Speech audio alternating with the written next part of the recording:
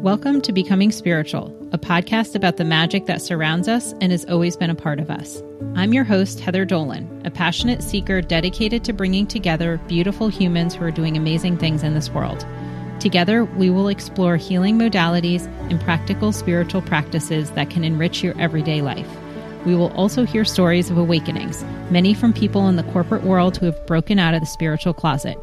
Wherever you are in your journey, know you have found a community of open-hearted individuals committed to making themselves and our world a better place. Welcome home. Welcome back to Becoming Spiritual. In today's conversation, I sit down with Michelle Forland, and we talk about our personal journeys with our explant surgery. Now that we're both a little over the year mark post-surgery, we're still unpacking the emotional and physical relief that we have. And so that's a big part of our conversation. What we've learned, we reflect on societal expectations surrounding body image, the financial and emotional costs of surgery, and the importance of having open conversations about health and wellness. The need to have better healthcare conversations and the empowerment that comes from sharing our stories and our experiences. We also talk about the influence of social media and culture on our body image, particularly for younger generations. And before we jump into the episode, let me just share a little bit about Michelle's background so you have more context for the knowledge that she's bringing to this conversation. So Michelle is a board-certified health and wellness coach and a certified functional medicine health coach. She thrives on co-creating clear action plans that allow her clients to fulfill their visions of ultimate wellness. She believes that our lives are a collection of habits, and starting with aligning your habits to the key pillars of health to include sleep, nutrition, movement, and stress management is the foundation needed to achieve longevity and a healthy lifestyle. In addition to her private coaching and group coaching programs, Michelle has also created an online course called Longevity Blueprint: Create Essential Habits that Optimize Your Health Span. We'll be sure to share all of Michelle's information in the episode notes so you can find her and check out all of her offerings that she has for her clients. But in the meantime, let's go listen to Michelle's story. Thanks for listening. Well, Michelle, welcome to Becoming Spiritual. Thank you very much for having me. I'm very happy to have you here. So before we jump into what we're going to be talking about today, would you please share with our community just a little bit about yourself and the work you're doing in the world? Yeah, absolutely. My name is Michelle Forland, and I live in Indiana, and I'm a mama of 3 girls, first and foremost, which kind of what we're talking about today, it's going to tie so much into raising those 3 babies who are not babies anymore. And I am a functional medicine health and wellness coach. So my primary focus in what I do every day really is around helping others get the foundational habits that they need in order to even get the ball rolling. And sometimes that's really basic stuff, and sometimes that's much more detailed. So I'm really excited to be here today because I think that what we're going to talk about is really critical to all of our health and well-being. So it ties in beautifully for me. I am really excited because, as most listeners will know, this episode is kind of a continuation of the initial 2 episodes that Natalie and I recorded on my explant journey. And the reason I wanted to have this conversation with Michelle is because she has gone through a similar journey. Obviously, we're all on our own paths, but from a timing perspective, we literally had our surgery the same day, which I'll talk about in a second. But the lessons that I think we've both learned on the other side of this, and also looking back and being really reflective on how we got here, is going to be a big part of this conversation. And I think whether it's implants or something else from a health perspective, one thing you said to me when we were talking is we all have our own version of our implant story. Right. So I think that just captures this beautifully because it's true. While some might not relate to the actual physical having had breast implants and having this surgery, there are so many lessons that everyone can take away, whether you're female, male, non-binary, whether you have a partner or a spouse or a friend who might have implants or have been through this journey. Underlying all of it is this health is kind of the priority, but how did we get here? Why do we get to these places where we feel like we have to physically augment our body to feel worthy in it. Yeah, so that's part of our North Star for our conversation today. So I want to, before we jump in, talk just quickly about how we met. So Michelle and I were surgery buddies. We didn't know it at the time. We didn't know each other. And I didn't meet her until I think it was one day post-op, was it, that we met in the office? We were both coming in for our hyperbaric oxygen treatments, which is something that our surgeon has all of her patients do post-op to help with the healing process. And so we were both in the office, and I was the second case of the day. So our surgeon does 2 cases unless there's some other surgeries that are longer, and she only does 1. And so I was in the afternoon and Michelle was the case before me. So while she was in recovery, I was just starting my journey.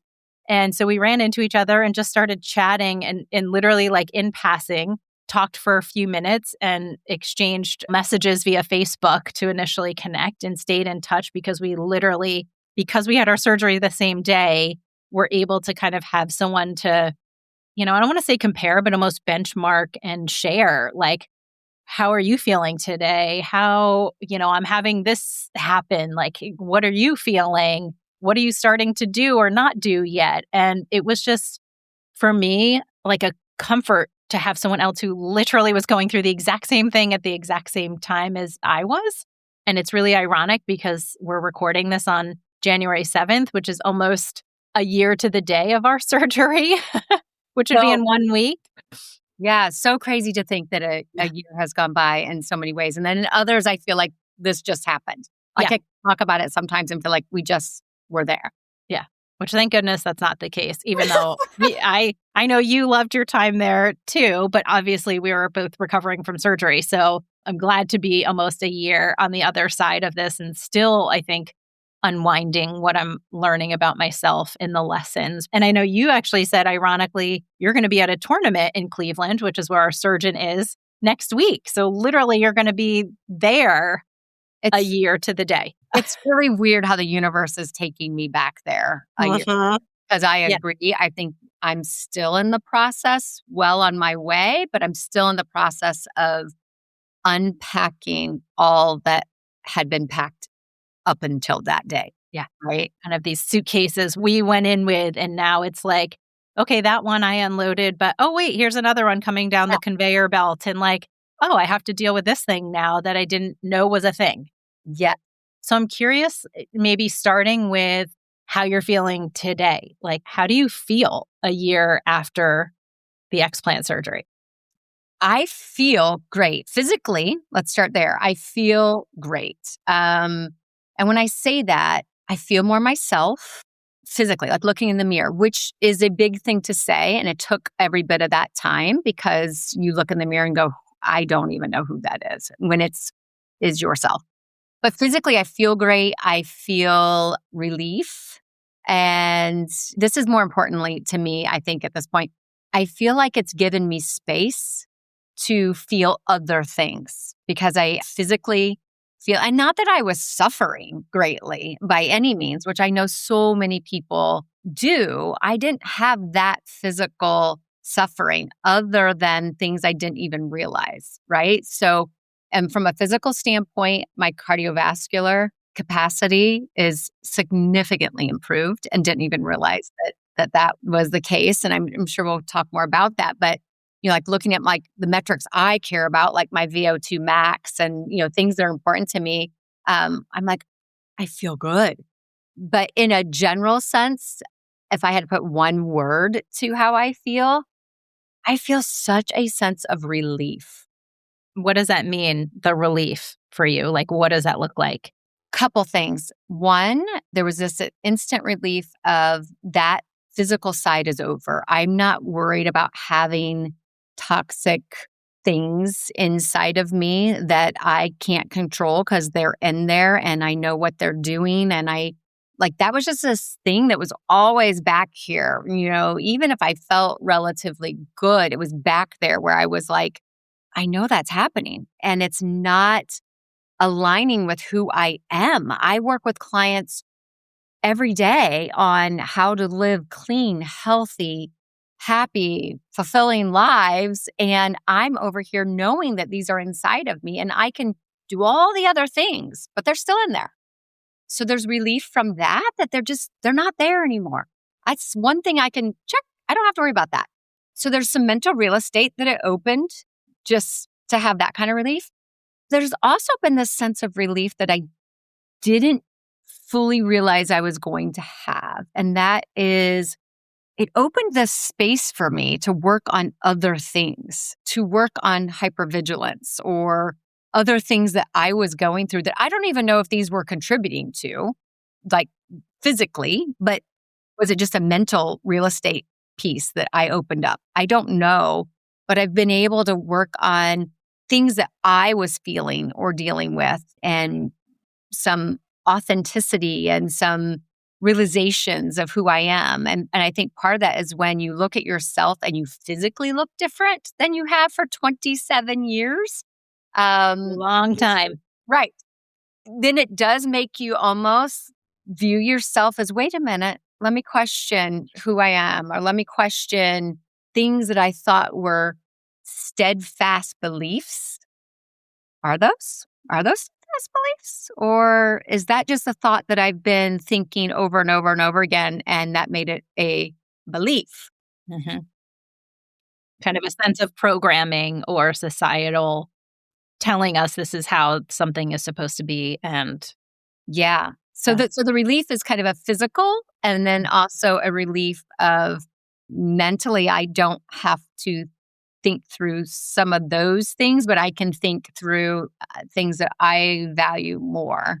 Yeah, that would kind of be the word. I feel like, oh, I'm so glad I'm a year on the other side of this. Wow. And I have to imagine, you mentioned the authenticity, and that was something that was a big part of my journey as well, is knowing I'm trying to also live this cleaner life and remove so many toxins, yet we have these things that we know are filled with chemicals and saline and plastics, and we already know how much microplastic, and I think that's going to become more and more prominent, the research and data of what is actually living and existing in our bodies because of how we've lived, these last, really probably most of our lives with microplastics, but having that like tug of war of almost like having to justify it to ourselves, because it is something that you can't just one day say, oh, I want these out, and they come out. It's like a process to get to this point to be able to have the surgery. And for many, you and I are in this same Facebook group where we see women posting who are suffering and they don't have the money to take them out,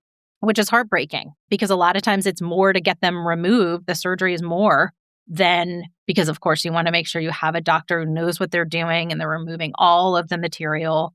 And so it can be a lot more or significant to what they paid initially to get them. So there's so much wrapped up in that piece. But also for me, it was, I think, feeling like I'm really walking the walk and talking the talk. And I feel like being in, and I'm not a health coach or in that space of that wellness world. And so I can only imagine for you, as you're trying to counsel and coach clients, and then feeling, was there kind of that like, oh my gosh, I'm telling them one thing, but I'm living this way, almost not that it's a lie, but it must feel like that imposter of like in the back of your mind. 100%, because it is one of those things that, like you said, I can't just flip the switch and take them out. I mean, it was a bigger process. I'm a mom of 3 kids. It's harder to schedule. When are you going to go be down and out that long? Yeah. And you have to have someone to help you. So if that's your partner, then it's like, what are my kids doing? And yeah. And like you said, I think, now mind you, mine were, from 27 years ago, I'd had 2 sets, but 27 years ago, the price that I paid for having them, the financial cost, was 4 times that amount to have them removed. And that was definitely not part of the conversation in my early 20s or my mid 20s to say, oh, by the way, if you ever want these out, here's what it's going to look like. So there's the financial piece that you bring up, the who's taking care of my kids and keeping my life going. There is the fear of, this is a 4.5-hour surgery for me to have this done correctly. So there was fear of, is something going to happen and I'm going to leave my children over breast implants? Am I going to leave this earth because of this decision I made? So there's so much wrapped up into it. And you mentioned these Facebook groups, you hear these women that are in that same exact boat and are saying, I can't afford it, or I don't have the childcare, or I don't have family or a spouse or anyone to help take care of me. I don't have insurance that will cover it because pretty much none of them do. And then they're just stuck. That's a terrifying thought because I know how I felt stuck and I still had all of those things available to me. And I still felt very trapped, like by this old decision I had made. Yep. Yeah. And I think that's something that we're going to talk about too, the insurance piece, because we need to do better for women's health. This is like a women's health issue. And so we'll touch on that. But take me back to, because I've shared my journey of what it was like to get the implants. And I was in my 30s. I had them for 15 years, almost half of the time you did. So take me back to when you got your implants, what you were thinking in that time. And as you reflect back on that, what you've learned about yourself. Yeah. So I say I got to go back a long way. So I'm 53 right now, and I was, I believe, 25 when I had them. And back then, and I've thought about this recently, just the different mindset, right? That you are in your mid 20s to almost my mid 50s. And it was marketed as such a, why not? Throw them in there. My girlfriends were doing it. I wanted to look good in a bathing suit. I was always thin. I wasn't born with boobs of any size, and I wasn't ever going to be. And it was just that conditioning, if you will, that this was what the idea. I mean, we grew up in the Pamela Anderson days, right? Like you were in a cute bikini and big boobs, and that was the thing. And I know over time now how things change, right? Then it was, maybe not the big boobs. Maybe it was the bigger booty. Maybe it was the whatever the thing was. And then you all of a sudden start to realize it's all made up. Like it's all made up, right? Yep. So, but back whatever's going to sell something in that moment. Yeah. So back then it was that I want to turn heads. I want attention. I'm 20 something. I'm having fun with my girlfriends. I'm whatever the thoughts really all were, but it was such a, if you have the money, why not? Just put them in. You have it all. It's great. Yeah. And it seems so benign and it seems so easy, which surgery's easy, but you're in your 20s. You don't think anything of. Well, it feels like this easy fix to fix something of our self-confidence of that. Like you look around and you see you're flat chested, but the girls that have bigger boobs seem to have everything. You know, it's like, yeah. Yeah. And I didn't realize at that time that the people's heads I probably wanted to turn, I was already turning. All the heads that were going to turn because of my new big boobs are probably not heads I wanted to turn in the first place. Yep. I wasn't old enough or mature enough or, confident enough at that time to understand that. And so I look back at that time period and I think I, more than ever, want women and young women or women of any age, their body, 100% their choice to do whatever they want. And I would never pass judgment on that, having spent the most of my life with implants in me. But I want them to make those decisions or be able to make those decisions. And I didn't have this opportunity at 25 with all of the information and with some authenticity of who they are and what they stand for and what they believe in about themselves. Not what they've been conditioned to believe, but what they really believe is important and what risks are associated with it. Are they really ready? And again, we're in our 20s. I'm probably thinking I'm invincible. Yep. That's the word that comes to mind. Yep. So I'm not saying, me. I'm not saying that some things weren't probably mentioned and I was like, that won't happen to me. But it's nothing to the depths of, I want you to understand, these do need to be replaced every 10 to 12 years. These do have a shelf life. If you ever really want them fully removed along with the capsule, because I would have been like, capsule? What's a capsule? All the things that we know today about implants that when you're putting them in, you know nothing about. If that information would be available to young women and they go, you know what, I am signing up for all those risks. I'm going to bet I have $20,000 to remove these someday the correct way. Yep. I'm going to bet I have all the infrastructure 10 to 12 years from now to support me in something like that. Like If you have all the right information and you make that decision, you have the right to do that. And that is great.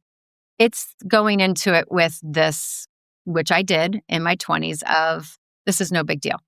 And why would I ever want to take these things out? And let's be honest, the surgeons are not sitting down and saying, here are your risk factors. Here's this and that. There's none of that. And I feel like there should be mandatory counseling to dig into where it's, okay, I know what I'm signing up for here. I think with any surgery that is considered elective, there should be that almost like a waiting period where you get the risks, you're able to really sit with them, not in the moment where you're like, I went in, this is my agenda, my expectation. I know I'm getting this done. And no matter what you tell me, it's not going to sway my decision because that was my mindset for sure. Yes. But for a lot of women, when you think about like, if they said, okay, so you're 25, so just know probably by 35, you're going to have to replace these. What do you envision for your life? Do you think you'll have kids by then? You might not be able to breastfeed. Like, what does that look like? Then you could have infants and need to get them replaced. And that's not it. We're not even talking complications from surgeries. Right. Which happen all the time. And that's another thing that's really been so eye-opening in these Facebook groups.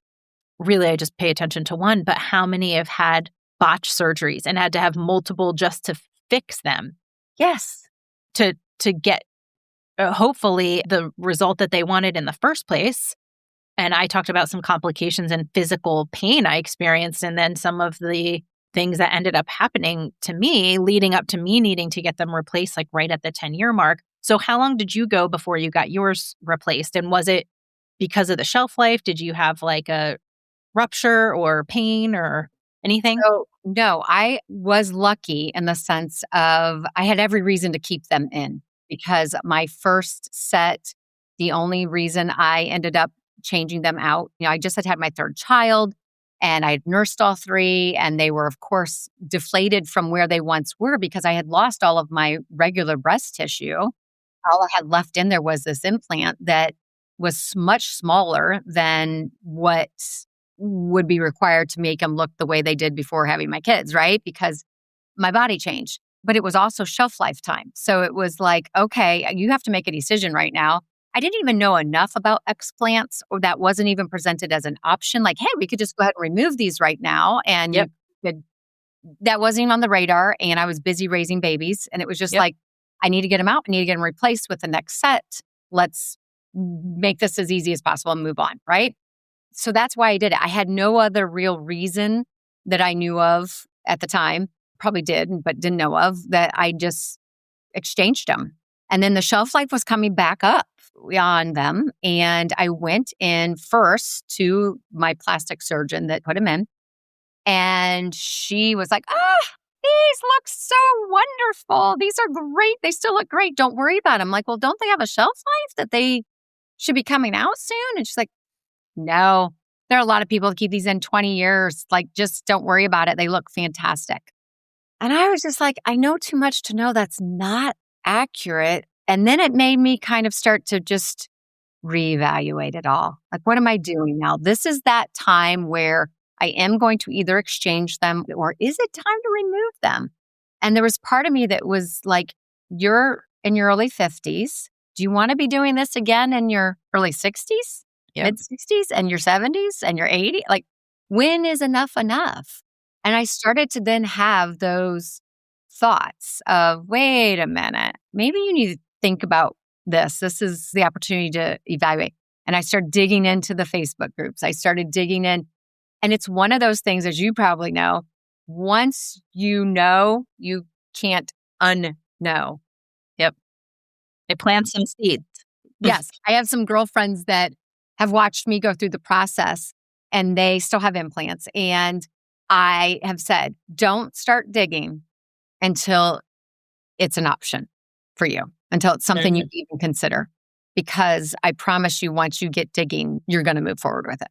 I will be shocked, right? Because it's just, the more you learn, the more you go, why am I doing this? Yeah.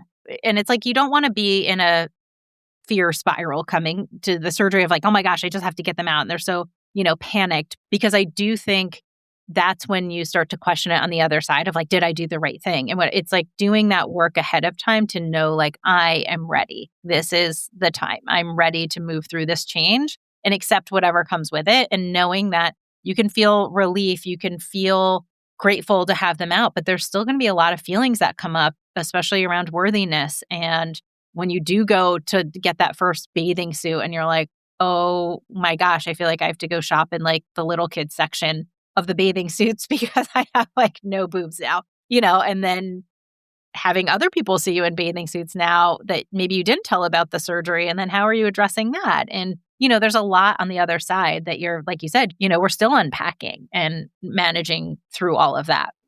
Yeah, the same thing applies, I think, to removing them as to getting them. You need all of the information. You need to have all of that time, almost that period that you spoke of, where you have time to then take all that information, maybe get some counseling if you want, right? Mm-hmm. Maybe then make that decision, but make sure you're making it informed. Same thing applies. Because if not, I do think that for some people, I mean, don't get me wrong, some of these people that you see pictures of afterwards, you're like, your boobs are gorgeous. Yeah. Post. I'm not even sure why you got them in the first place because they're stunning. I can't say I felt that. I mean, I can be very real in that my boobs were gorgeous before. When I had the implants, they were perfect. I'll give that to the surgeon. But when I got them out, I did go through a phase where I was like, oh, wow, there's nothing there. Yeah. And I remember texting with you about, you were talking about getting a bathing suit for, I think, a vacation or something you were going on. And that you had found one that you thought was kind of good, but you were really struggling with, like kind of revealing to yourself and even, partner of like, oh my gosh, this is my new body. 100%. And this is nothing against my husband, but I didn't let him even see them for a long time. I mean, because I wasn't comfortable looking in the mirror yet. I would look at myself and just be puzzled as to who I was looking at. And he's been nothing but supportive. And, you are who you are. I don't really care about your boobs. But that doesn't change this unpacking that you and I are talking about of it's not just a switch that gets flipped. You do have to be prepared for looking in the mirror. And although I felt such great relief and I was so still so happy I did it, I would, get in the shower and be like, well, I just don't even know. And putting on a bathing suit and like outfits that I could no longer wear that I owned, learning to dress differently, but still loving yourself and going, I'm still so happy, but I got to figure this out, for myself before I figure it out with anyone else, including my husband. I need to figure it out for me. So it's a journey. Yeah, it's definitely a journey. And one thing you said earlier that really resonated with me, and I had the same thought of kind of when you are younger and you get these implants and you kind of feel like, oh yeah, eyes will be on me. And I watch people who just look like they have the, quote unquote, perfect body. That's going to be me. And then all of a sudden you start to get some of that attention. And I don't know, I'm sure some people love it, but I know for me, it was similar to what you shared, where it's like, this actually is not attention that I want. I don't want someone greeting me by looking at my chest first. And then it's like eyes up, like you see in movies, and you think that doesn't really happen. And it does. And definitely doesn't happen now. Unless I guess someone knows I've had it and they're kind of like, hey, let me check that out. But it's like, it does end up being attention that for me, I realized I didn't want either, and didn't want that to be something that someone liked me for because I had this thing, because then all of a sudden you're attaching a lot of worth, which we already have attached. It's even more of that attachment of, well, if I don't have these, am I going to be lovable? Is this person going to like me? And I see women who post stuff, again, heartbreaking about like, I don't know what my husband's going to do, and he doesn't want me to get them out, and those kinds of things. And I can only think, because both you and I have partners who, my husband had said to me before I got mine swapped out, like, just take them out. And I just wasn't mentally ready. I hadn't done that work yet.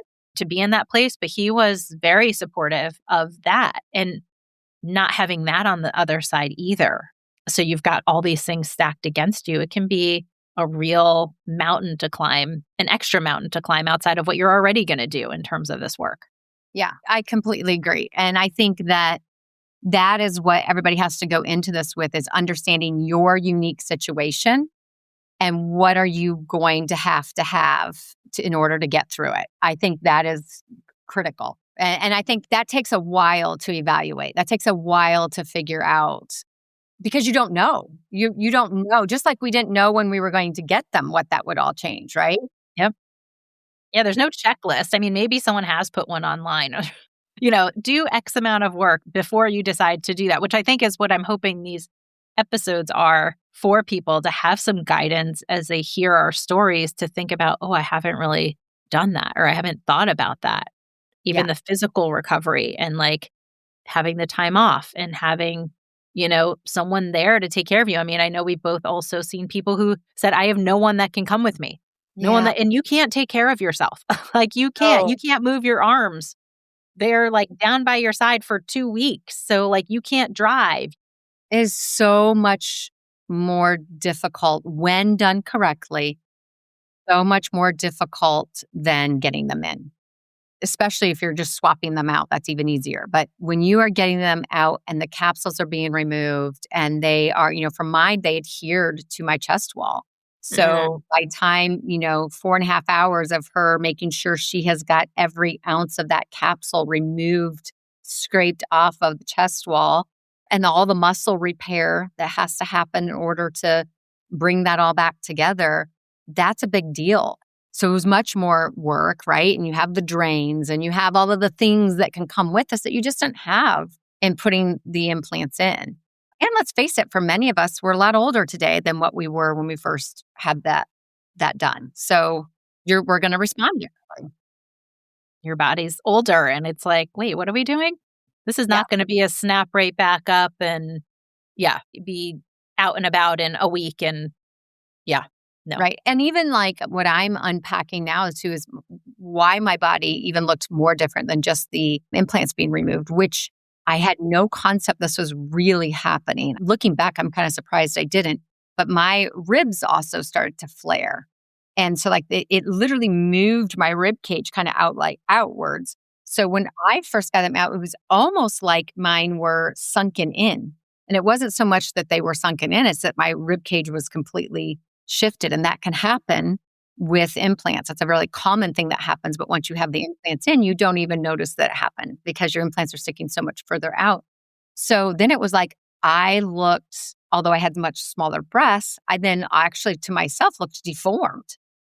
And so you have to work with a physical therapist and get your rib cage back where it's supposed to be, which think about when your body and your bones are no longer in the order and the position that they should be in based on your body, a lot of things can happen, right? A lot of things are out of whack. And again, no one tells you that when you put them in. Oh, this might actually move your bones to a different position. Yeah, I think I kind of will go back to that probably over and over again. I'm all for women making whatever decision they want to make about anything they do. I don't care if that's, fake eyelashes or gel on your nails or hair extensions or whatever those things are. But making sure we understand what that decision really entails is going to be the most critical element for us. We deserve that. We deserve to have all the facts when we make these decisions. We're smart. Yep, absolutely. I'm curious, with your physical therapist, does he or she have other patients who have worked with explant patients on this exact issue with this rib flare thing? Or was it like a first time, like, oh, I've never seen this before? Or was it like, no, we've seen this. This is a thing? They have seen it. I think that, as this becomes more acceptable for everybody to start, I think really it's our generation, right? We were the ones that got most of the implants, right? So I think they're going to start seeing more and more of it now. And I had this conversation with her that she has seen it. It is relatively common from what she's seen. And she anticipates seeing more because there are more and more women where this is becoming normal, accepted, almost celebrated. by many to have them removed. So she's like, this is part of it. This is just part of it. Yeah. So, geez, now you have me wondering, like, what does that look like? I think I would know. I guess I'd know if I had it, right? If I had rib flare, would it be very obvious? it's pretty obvious, but some people have more on one side than the other and like different things like that. That's the body just compensates for these foreign objects that were put in there. And it moves itself around to accommodate them, but it's not the way your body's supposed to be. So what have you found doing the therapy? Like, what are those physical results like? I know you talked about your VO2 max. If people aren't familiar, it's like your ability to bring in oxygen, and from a cardiovascular perspective, the higher it is, right, the more kind of like if you're a runner or a biker or whatever, you're able to maintain these higher levels of performance because you have a higher max and ability for output, right? Yeah. And it speaks to your heart health. I mean, for me, I'm not trying to run any marathons, but I am trying to keep my heart nice and healthy and do what it's supposed to do. So it definitely can help with that. But what I've noticed is I have some muscles that would cramp up really bad in my upper abdomen. And I'm talking like not to the point where like I'm in the middle of a workout and I'm having to stop and put pressure on them and stop those cramps from occurring. Those are most likely, from what we can tell, because everything's out of alignment and out of whack right there. So it's throwing those muscles into kind of just a knotting up situation, which is very painful. And so it's a matter of working through some of those. And part of it is also just aesthetically, like I can see it, and I can see it more now than I could when I had implants. And so that was my first kind of thing when I was in a bathing suit for the first time. It really wasn't even the lack of breasts. It was, one, we know we really can't work out for a while and lift. And I like to lift. I like to work out most days of the week. So I'd lost some muscle. So I looked thin, very thin. And I then had these ribs flaring out. And I was like, it's not even that I don't have the breasts. It's that I have altered my body so much from the rib flare and the kind of losing muscle as I, was recovering, that I was like, oh, like nothing looks like me. If it would have just been the breasts, I think I might have felt differently. Yeah. So what are some other things that you've learned now in hindsight that you didn't know maybe were symptoms? I shared in my episode some things that I didn't realize were related. I kind of suspected might be from my implants, like my mystery low blood pressure that would just come about. What are some things that maybe you've now discovered, like, oh, I think that was affecting this? Outside, obviously, the rib flare is like a big deal. Yes, the rib flare, the ability that this isn't due to the rib flare, but definitely just, I had no idea that it was really impacting my ability to take deep breaths. So that was probably the number one thing. And I think you and I have talked. I remember the day of my surgery. I'm home. I'm back in the place we were staying in Cleveland.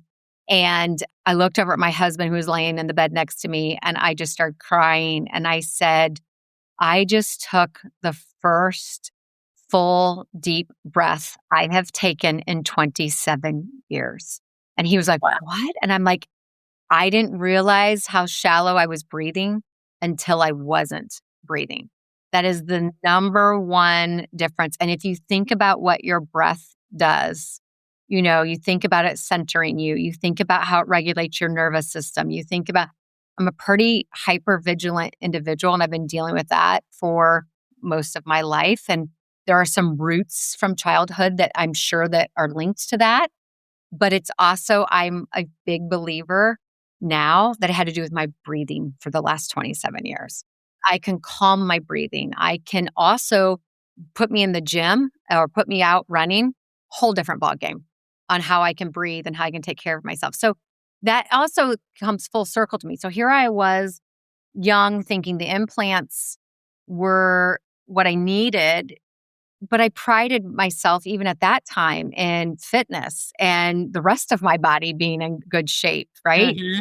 Maybe more back then for aesthetic reasons than obviously now. It's for longevity reasons and overall health. But that inability to breathe affected me in the gym. And it affected my nervous system. It affected my, my stress levels. So then that's my number one that I've noticed. That's a big one. Yeah. I mean, breathing's important. yeah. Well, it's all linked to that is what I've realized more than anything. And then I did realize I knew I had this puffiness that, again, I live a pretty clean lifestyle. I don't drink alcohol. I eat well. I exercise. I ground myself. I meditate. You go down the list, right? I'm checking a lot of boxes. And I'd wake up and I'd be puffy and like puffy, right? And I couldn't attach anything to it. And I tried all kinds. Let's make sure it's not some sodium. Let's make sure all the things. I have a picture of the day I went in for my consults and the next day post-surgery, which you should think going to be inflamed after having surgery. Mm-hmm. I can't believe the inflammation that was out of my face in 24, 36 hours, whatever it was, and the difference in the color of my eyes, the whites of my eyes, how much brighter they were. So I do believe there was a lot of inflammation that was occurring. I had some gut health issues that I no longer have, and I was fighting for years that it was, again, eating healthy. And you're like, why do I keep going back to gut dysbiosis? And then guess what? I'm not having those same issues. I'm not having to take the supplements to accommodate those any longer. There have been these things, and I'm sure I'll keep unpacking them. I was going to say, and I don't think, we've even seen the full picture of health that comes along with this surgery and having them out of our body, because I do think obviously they were in there for so long. It's like your body compensated in so many ways, and think now it's kind of like, oh, wait, okay, these things really aren't coming back in. Now maybe some of these other systems come back online again and start working and running how they're supposed to, because they're not in this like fight or flight of like, what's this foreign object? We've got to get it out of here, and doing that for decades. Right. And you see that on some of these Facebook groups where the women are like, well, I got them out and I still have these symptoms. Yes, because your body, of course, like you said, has compensated for them and made all of these adjustments, or you have caused, not you, but the implants have caused certain things to happen that are going to take time to peel back and may take interventions, right? To peel back and heal from. So I'm sure I'll still uncover them, but those are my big ones in this first year. And I'll take them because those were game changers. Yeah, those are huge. And did you have, because I remember texting you about, I think I was going through detox like pretty quickly after. And some of it I think was just bacteria of, our arms are basically like strapped down to the sides of our body because, in our case, and what most women hopefully experience is getting their chest muscle repaired that was severed to put the implants in if you have them under the muscle. And so you can't really move your arms and, you're limited with being able to shower and wash and whatnot. But like having that detox, like our body's starting to go through detox. And like, I told you and my poor husband, I was like, I smelled. It was like stuff was just like coming out. I, had like pretty bad odor where I was like, oh my God. And actually it was my husband who said like, I think you need to use like some super antibacterial soap. Like there's obviously bacteria that's like coming out and sitting on your skin. And when you can't go in and take a full shower, it's not that I wasn't washing, but it's like the soap wasn't enough. And I don't normally use like antibacterial things, but I happen to have some antibacterial soap. And that did significantly help because it's like stuff coming out of me, especially from like my underarms was like the biggest thing. Yeah. I did not have that. And I've heard that's super common, but I didn't have that piece, but I started to get myself to detox a little bit. I went and did some lymphatic drainage, some massages, some different things. And it almost pushed some of it too fast for me. And I had an episode, so we were mid-January, it was like early May, where I was kind of starting to push a little more detox, like, okay, it's time to get some residual stuff out of here. Mm-hmm. And I think it kind of came out a little fast and furious.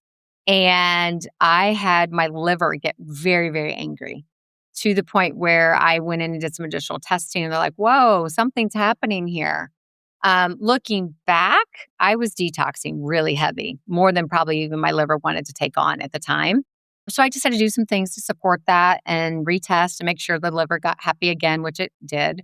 But it was another testament, it was another me going, oh my gosh, how important was this? That was all inside of me. Our bodies are learning to function with all of those toxins inside of you. And so not knowing that impact and knowing how hard it was on your body just to get them out. Again, I go back to the relief word. There's so many times during this last year where I've been like, they're out. I can now deal with that. I can now deal with detoxing because I couldn't have done that with them in me. It wasn't helping, not to the extent that it is now. So there's just so many times where I'm like, I'm relieved that I can deal with other things. Yep, for sure. Yeah, like you said, even making that mental space in your brain to even think about what those things are, but then the physical space in our body of what now can my body do from like a proper function perspective, because it doesn't have to be over here fighting this 24/7 fire that I kind of created. So right. Huge. One thing you and I connected on a lot was, we both have daughters we have daughters, period. So we know, obviously, thinking about that, not that we don't have certainly other brothers and non-binary that do end up getting implants. So it's applicable to them for sure as well. But thinking about having our kids out there who are being so influenced now. So when we look back at our journeys, I know for me, in the area I lived in Bergen County, New Jersey, right outside of Manhattan. And so, you could throw a stone and hit a plastic surgery center. Right. They are aplenty. And so there were billboards, every time I turned around about plastic surgery. And I shared some of this in my episode of even going for liposuction consultation and being like horrified when she marked me up. I just was like a voodoo doll. It was awful and certainly not helpful to my confidence for sure. No. Yeah. And so, we grew up, as you said, in the kind of this generation of Baywatch.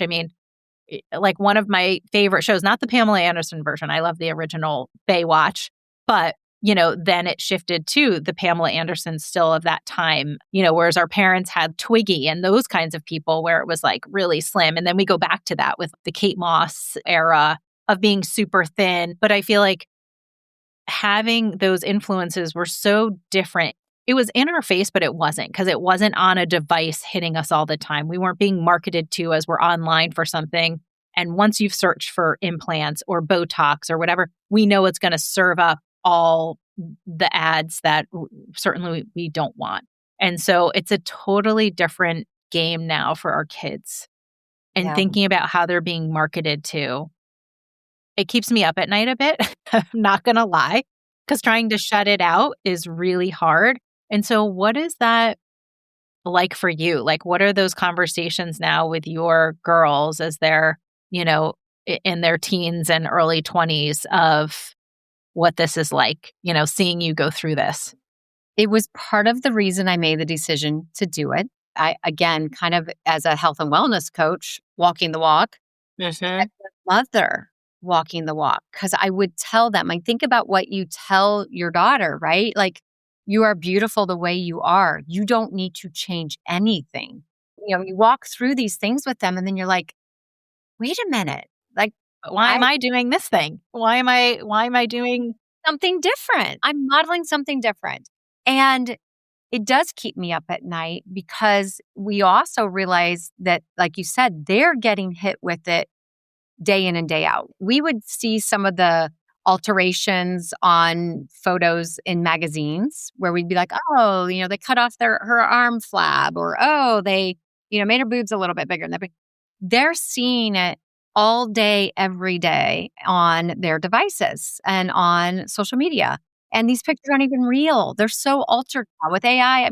It's almost going back to Barbie, right? As much as I am all about Barbie land, for sure, as it relates to strong women and what that stands for, we go back to anatomically, she's not even, or just physically, she's not even able to to be alive as she was as a doll, right? She could never have that long of a neck. She could never have that small of a waist and those hips and those legs and be on her toes like this. And What hips? right.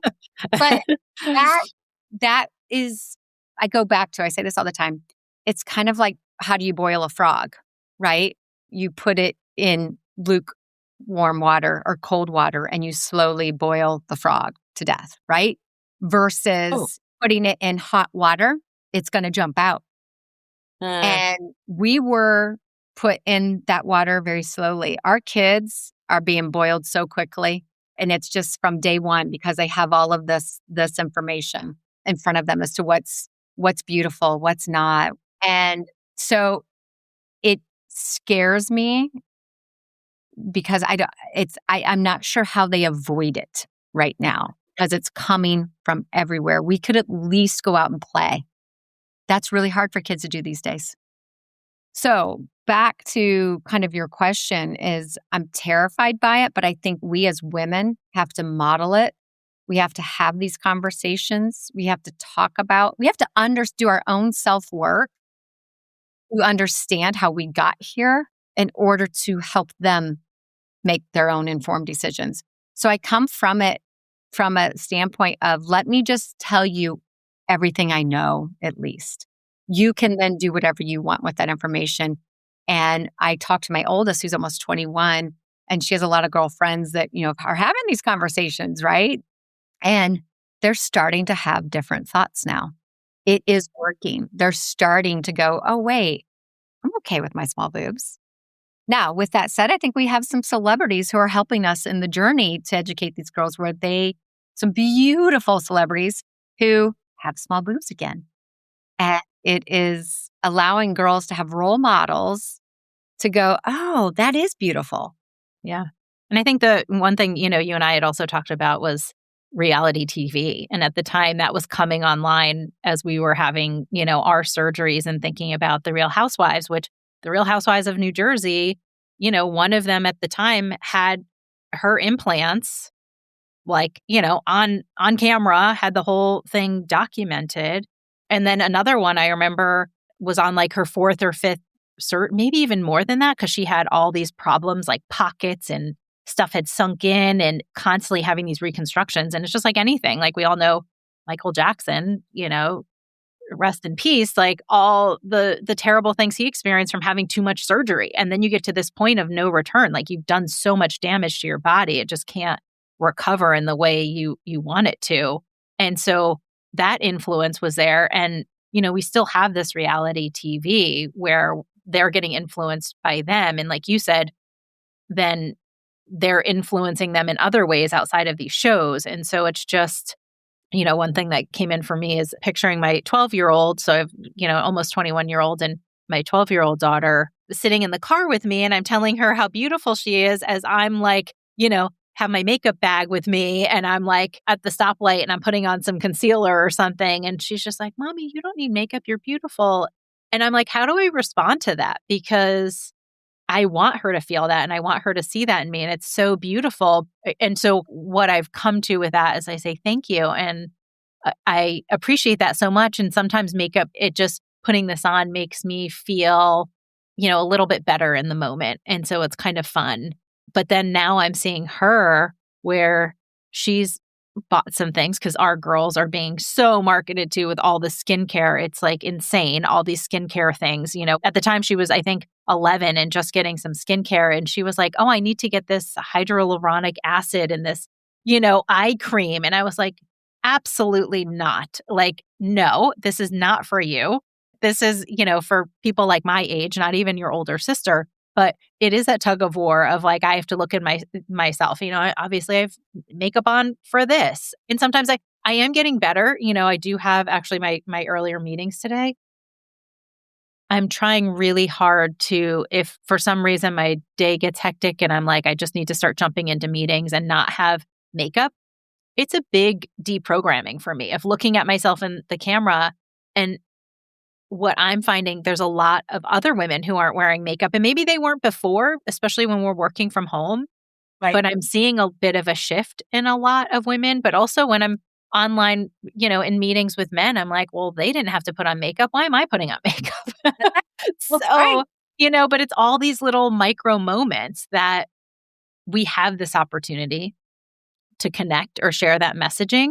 But it's still, I get stuck in it because I'm like, well, I don't want to say I think I look prettier with makeup on because obviously then I'm telling my daughter, you'll look prettier with makeup. And I don't want her to have that message. And so it's still this constant unwinding from a societal perspective and just how I have always viewed putting on makeup and thinking about watching my mom put on makeup and why she put on makeup and, all of those things. It's just these small moments of time that I think we have to be really aware and intentional of the message we're sharing with those things. Not that everything has to be, I'm sure my kids are so sick of my little soapbox of like, wait, let me tell you this thing. And, just like, oh my God, can we just be in the car and not talk about worthiness? Well, when you speak of, it makes me think of just having that paradigm shift or that mindset shift for them and just opening that up because what we're doing is we're normalizing all of these things that we're doing. And that's what these social media or these reality TV shows, it's normalizing this behavior. And there's so many things going on in this world today that are getting normalized. Sure. It shouldn't be. So those are the things like you think about, if you were to say, this is what I tell my girls, if I were to tell you there is this country elsewhere that has this society and their societal norms are that all women need to cut off their left hand in order to be the prettiest women, all have their left hand cut off. It makes them less functional, makes them, not as productive in society, but they have to cut that left hand off in order to be viewed as beautiful and sought after by men and blah, blah, blah, right? And I walk through some other potential crazy things like that. You would think that's crazy, right? And they all are like, well, yeah. Well, what about you having to cut open your muscles and put toxic bags in you that are going to make you ill to be sought after by men or to be viewed as pretty?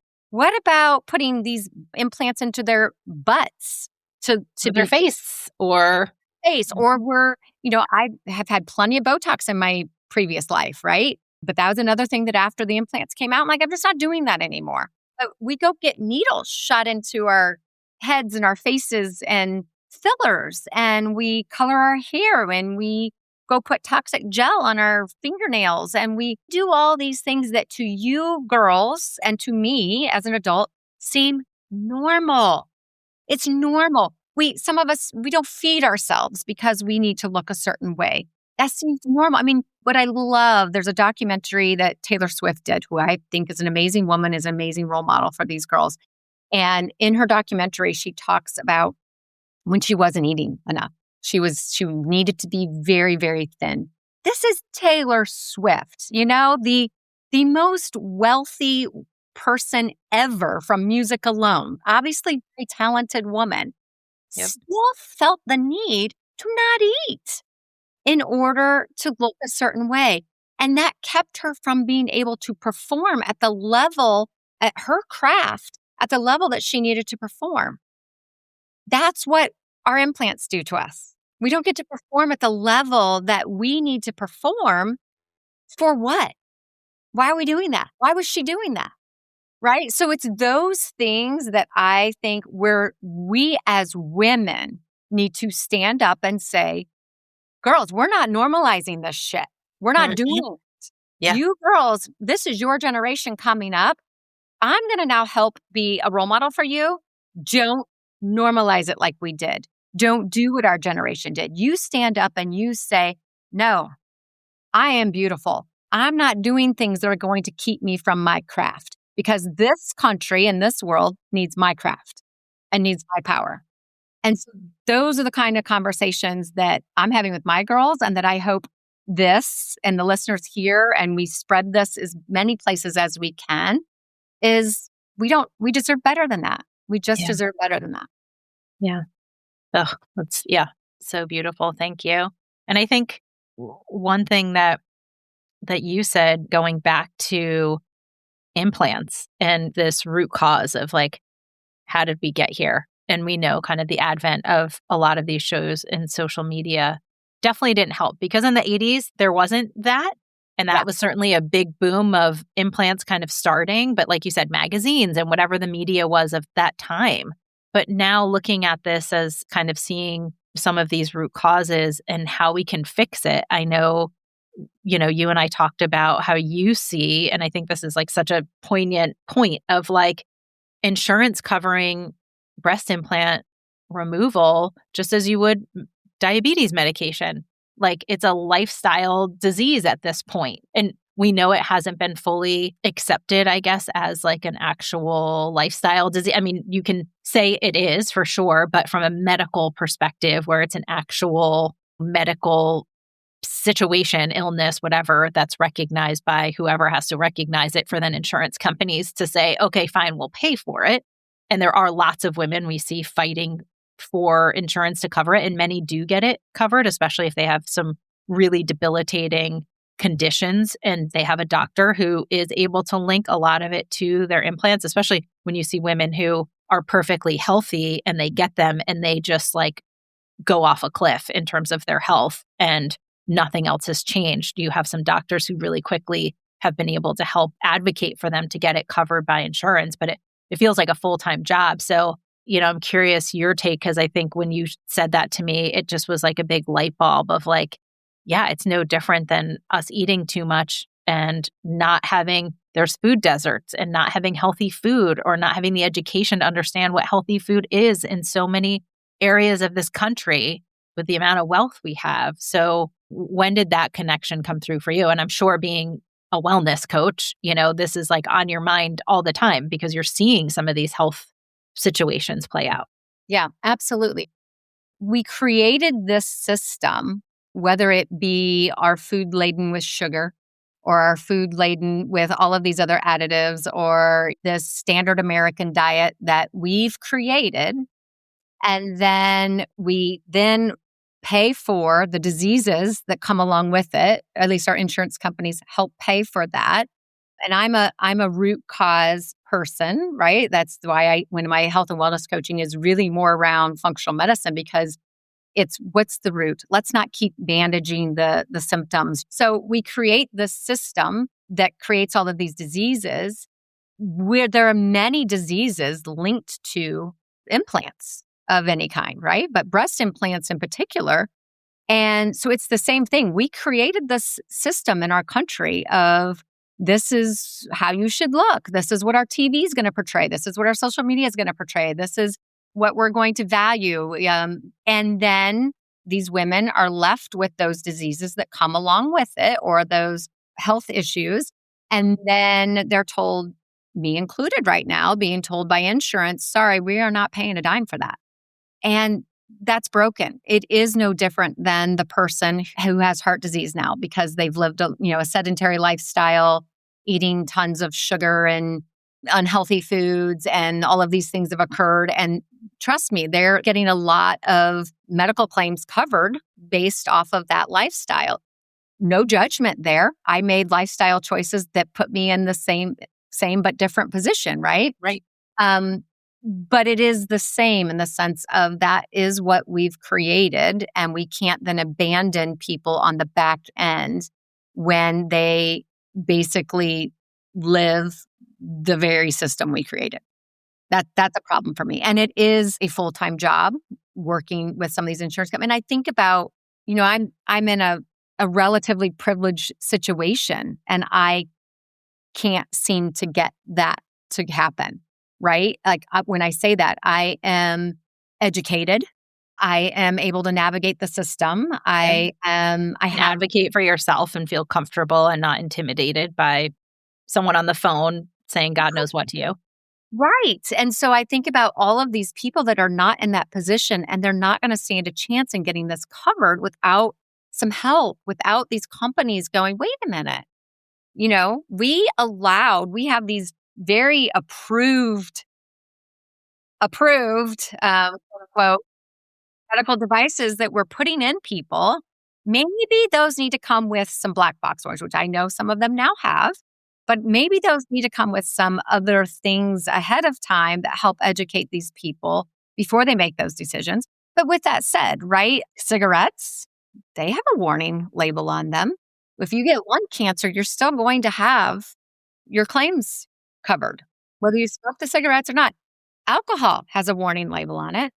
We still help pay for, right? And I'm not saying that we shouldn't. I'm just saying we should also include those that are trying to heal themselves from breast implant illness of any kind or make these decisions. I even, kind of what I'm talking with my insurance company right now is I'm ultimately saving you a lot of money. By making this difficult decision that I just made, I'm saving you years of claims. Medical claims down the road. Yep. Yes.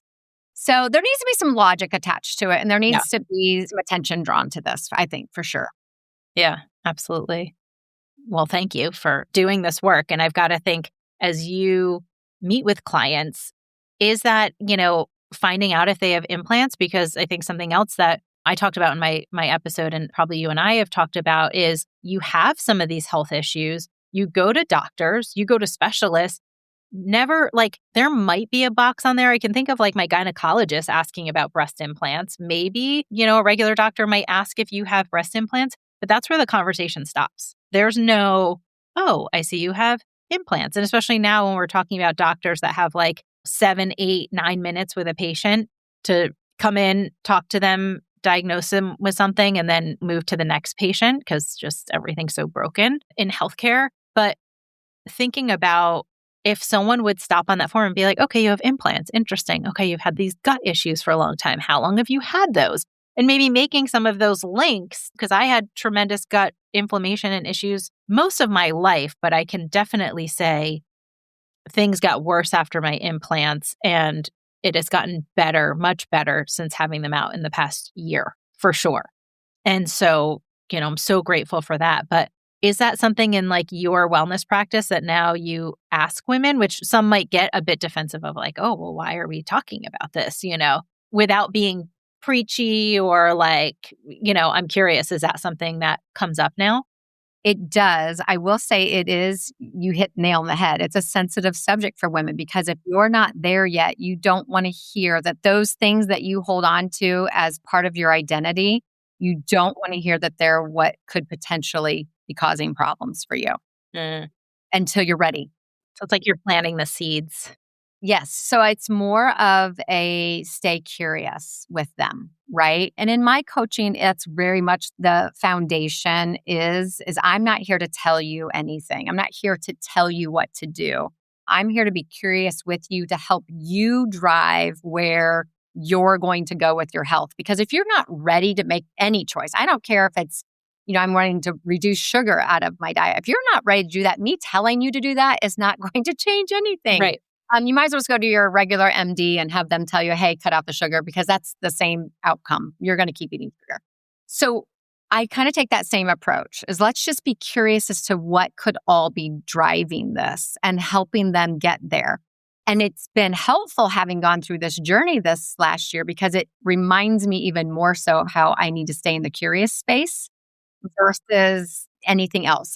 It's not that I won't say, have you thought of, or would you like to go explore, or, right? But it's still a sensitive place, just like giving up sugar or alcohol, right? We know what alcohol can do to a person. The worst thing I could do is just say, hey, are you ready to give up your daily glass of wine? No, they have to get there. And it's the same as we know, you said it at the beginning of the episode, right? That there's work to be done before you ever get an explant, so that you're not sitting on the other side going, what did I just do? You want to sit on the other side going, I knew this was coming and I'm working through it and I'm still happy, right? Yep. So yeah. I love that. I love approaching it as curiosity because it takes so much of the potential divisiveness or the defensiveness, the judgment of feeling judged of oh, because I fill out this form now and yes, I do have wine 5 days a week. And, obviously if you're feeling that already, chances are that's some information that you should sit with of why are you feeling defensive or hesitant to put this on a form? If that's really what you're doing, it's kind of own it. And then if you're having those feelings, why? Unpack that. Because chances are you're probably oh, my body's been telling me I probably really shouldn't be doing this, but I'm not ready, or I think it's too hard or whatever. But staying in that curious space, what a really beautiful way to approach trying to help guide someone and coach them to get them to their, in a better well space to approach with curiosity. I think, gosh, if most places did that rather than, hey, you're sick, it's because of this. So like, if you're not willing to do that, there's nothing I can do. Sorry, I can't help you. Right. And to be honest, I think, as it relates to just a traditional MD situation where someone's going to talk to their doctor, I would love for that to be on a form. I'd love for that to have some conversation, somebody help connect the dots for them. However, they're not educated on that, right? Yeah. They don't know that. And the AI that's being used by medical professionals in our country right now, that AI has been populated by studies and by white men. So most of that data in that AI, if they were to plug in, there's a system that most doctors use and they plug in all the symptoms and it can be a very powerful tool, but it's not really tailored to us yet. So those dots wouldn't be connected for them. So I'm not saying it doesn't need to get there and that doesn't need to be asked by all doctors, right? Just like you would any other. Yeah. Did you smoke? Do you drink? Like all those typical things. Do you have a history of this kind of cancer in your family? Yeah. It should all be part of it. But as of right now, I don't think there's the back end data and knowledge that would help drive the connecting of the dots. Yeah. It'll get there. Yeah. I have hope that it will get there too. Oh, well, as we wrap up, if you could share with everyone just the work you do. I know you said you have an online course, and from a wellness perspective, what does that look like so people who might be curious can check that out? Yeah, absolutely. I do one-on-one coaching with clients based on their goals and what they're looking to do from a health perspective. But for those individuals who aren't ready for the one-on-one coaching or maybe need some support even after that, I do have an online course that kind of covers all of the basis that I think it's the foundation for longevity, really, is what I wanted to get out there. So if we're not fueling our bodies with the right nutrition or moving our bodies appropriately or managing our stress or sleeping, then we can do all these other fancy things. We can be cold plunging and we can be, doing all the other things. Whatever the fads are of all the, latest fad is. And it's just not going to work the way you want it to or have the results you want it to. So there is a course that you do completely on your own virtually. And then we can do follow-up coaching if necessary and just kind of let people get their habits in alignment with their own health goals. And that's the key. And again, from their perspective, not just what everyone's telling them to do, but it takes all this information that's out there on the web, right? Where you can just get very confused. And it brings it back down to these 4 pillars of health that you really kind of need to start there and make sure you're dialed in on those. So simple and such a good time as we're coming into a new year and a really great time to start thinking about as we're all evaluating what do we want for our year and maybe doing vision boards and setting up workout calendars or health things or how am I going to change my eating habits? Like what a great time to think about how am I approaching just really foundational, simple things that I can do that can have a huge impact. For sure. I like to always say our lives are really just a collection of habits. And that's why the course and my coaching really focuses on one habit at a time, because that's really all it is. It's what are our habits all day? And then our habits create this lifestyle, this life that we're living. But you don't just change the whole life at one time. You just start changing those habits. Like, what do you do all day? And how do you spend your time? And so that's where I try to stay focused on habits. Yeah, I love that. Well, thank you. Thank you for being open to having this conversation with me today and sharing just your experience and your story, because I know the more we share what we've experienced, hopefully, number one, it takes some maybe fear of the unknown because we can try and piece these things together with information that we have. But I think really sitting in and listening to journeys around what our experiences have been and being on the other side of this and maybe some things that we would have done differently or had to get to before we could have these experiences and specifically surgeries, the more we can do that, it's just going to empower people who need the information and need true, authentic information where it's not plugging it in and watching some video online and potentially having to pay for something to get it, where we can really be raw and open and share things that might feel uncomfortable. This is how we're going to make a difference. And